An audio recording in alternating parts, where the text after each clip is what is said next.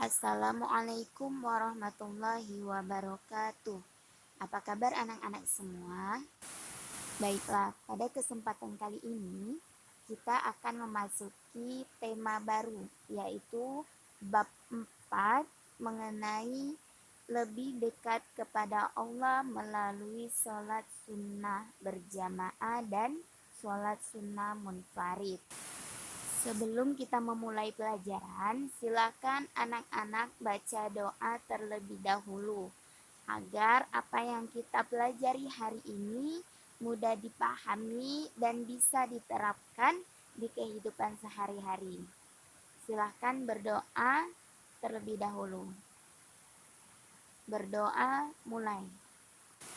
Bismillahirrahmanirrahim.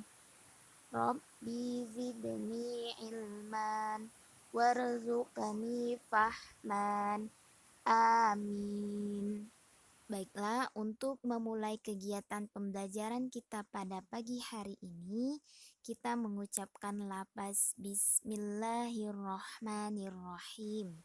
Baiklah anak-anak, adapun tujuan pembelajaran kita pada pagi hari ini, yang pertama yaitu memahami tata cara sholat sunnah berjamaah dan munfarid. Yang kedua, mempraktikkan sholat sunnah berjamaah dan munfarid. Dan yang ketiga, membiasakan sholat sunnah berjamaah dan munfarid. Tetapi pada kesempatan kali ini, Ibu akan menjelaskan mengenai tentang sholat berjamaah. Maaf, maksud Ibu sholat sunnah berjamaah. Baiklah anak-anak, adapun yang akan kita bahas pada kesempatan kali ini, yang pertama yaitu pengertian sholat sunnah berjamaah. Yang kedua, macam-macam sholat berjamaah. Yang ketiga, tata cara sholat sunnah berjamaah. Dan yang terakhir atau yang keempat, manfaat sholat sunnah berjamaah. Langsung saja kita masuk ke pembahasan pertama, yaitu pengertian sholat sunnah berjamaah. Sebelum kita masuk ke sholat sunnah berjamaah, kita harus tahu dulu pengertian sunnah. Bukan sunnah hadis ya, kan ada sunnah atau ada hadis yang seperti kita ketahui. Tetapi di sini sunnah itu maksudnya dalam pengerjaan sholat.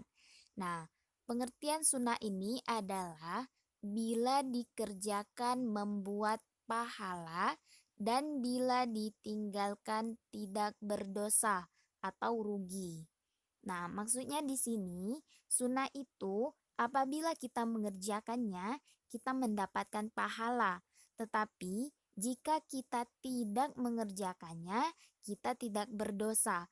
Tetapi kita rugi karena kita tidak mengambil kesempatan atau pahala yang Allah berikan melalui sholat sunnah berjamaah atau amalan-amalan sunnah yang lainnya.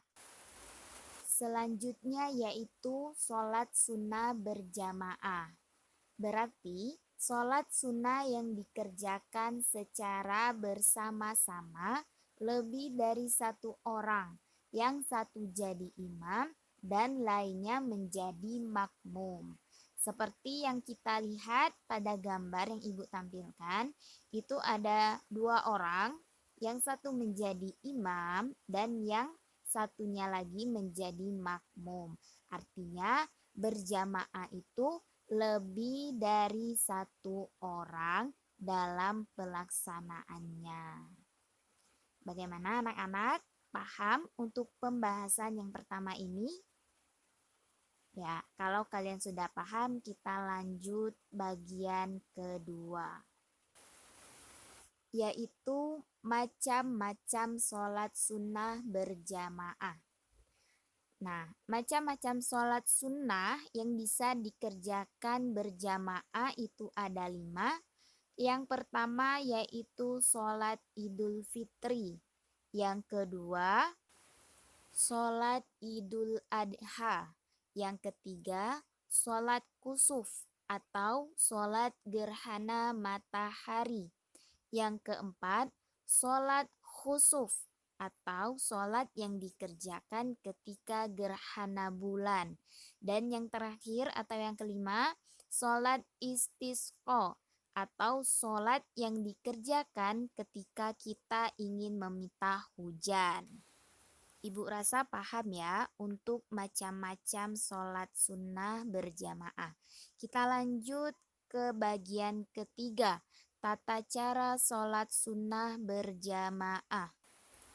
Yang pertama yaitu sholat Idul Fitri. Sholat sunnah 2 rakaat yang dikerjakan pada hari raya Idul Fitri, yaitu pada tanggal 1 Syawal. Hukumnya, mengerjakan sholat sunnah Idul Fitri ini adalah sunnah mu'akkad. Adapun tata cara pelaksanaannya adalah sebagai berikut. Yang pertama, imam memimpin sholat yang diawali dengan niat. Yang kedua, rakaat pertama membaca doa iftitah, kemudian diikuti dengan 7 kali takbir dengan mengangkat tangan di antara takbir, dibaca subhanallah walhamdulillah wallahu akbar.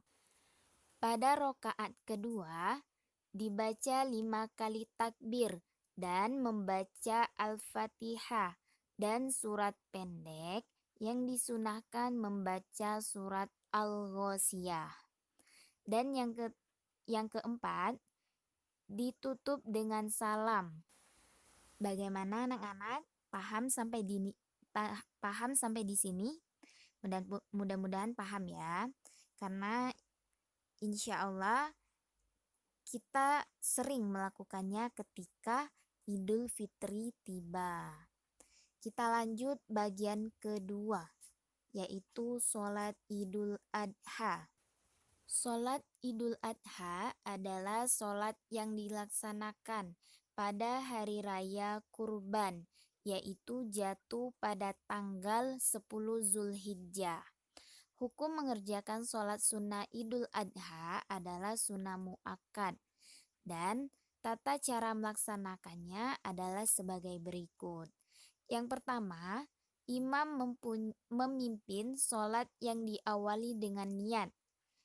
Yang kedua, rakaat pertama membaca doa iftitah, kemudian diikuti 7 kali takbir dengan mengangkat tangan di antara takbir dibaca subhanallah walhamdulillah wallahu akbar.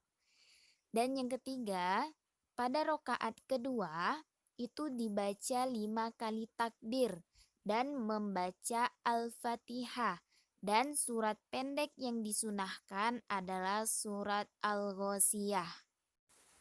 Dan yang terakhir atau yang keempat ditutup dengan salam, kemudian khatib membacakan khutbah. Jadi tata caranya sama dengan Idul Fitri tadi.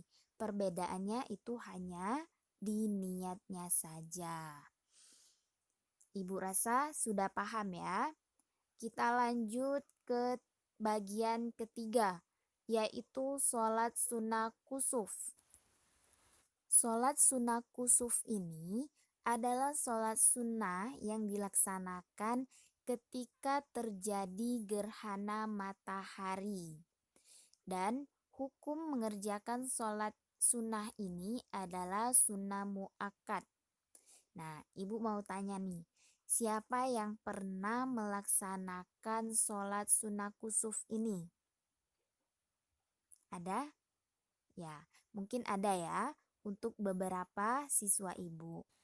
Kita lanjut yang ketiga, yaitu waktunya ketika terjadi gerhana matahari sampai matahari kembali dengan normal.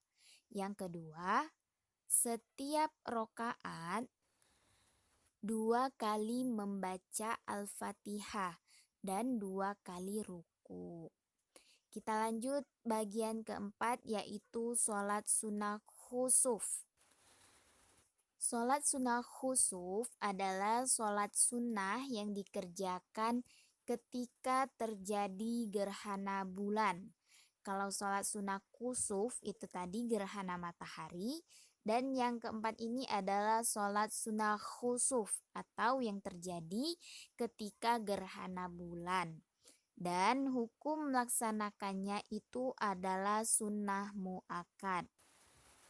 Waktunya ketika terjadi gerhana bulan sampai bulan normal kembali. Dan untuk tata caranya itu silakan kalian baca di buku cetak Pendidikan Agama Islam pada bab yang kita sedang pelajari ya. Kita lanjut ke sholat sunnah yang terakhir, yaitu sholat sunnah istisqa. Sholat sunnah istisqa adalah sholat sunnah 2 rakaat yang dikerjakan untuk memohon diturunkan hujan. Tata caranya adalah yang pertama yaitu tidak dikumandangkan azan dan iqomah.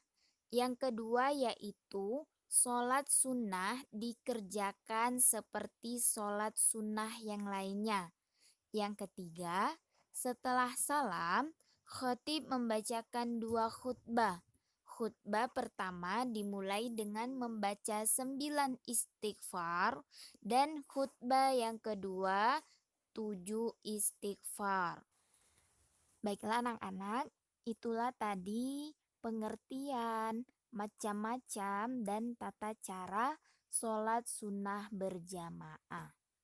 Baiklah, bagaimana di sini paham dengan penjelasan Ibu? Atau jika ada yang kurang paham, silakan kalian tanyakan dengan Ibu ya. Oke, kita lanjut ke pembahasan terakhir, yaitu hikmah melaksanakan sholat sunnah berjamaah. Yang pertama, yaitu lebih mendekatkan diri kepada Allah Subhanahu wa Ta'ala. Yang kedua, mendapatkan pahala. Yang ketiga, mempererat tali silaturahmi. Dan yang terakhir, mencari keridhaan Allah. Baiklah anak-anak, jadi apapun yang kita lakukan itu yang wajib maupun yang sunnah sama-sama mendapatkan pahala dari Allah Subhanahu wa Ta'ala. Mungkin hanya ini yang dapat Ibu sampaikan pada kesempatan kali ini. Jika ada yang kurang paham, silahkan ditanyakan dan Ibu akan. Wassalamualaikum warahmatullahi wabarakatuh.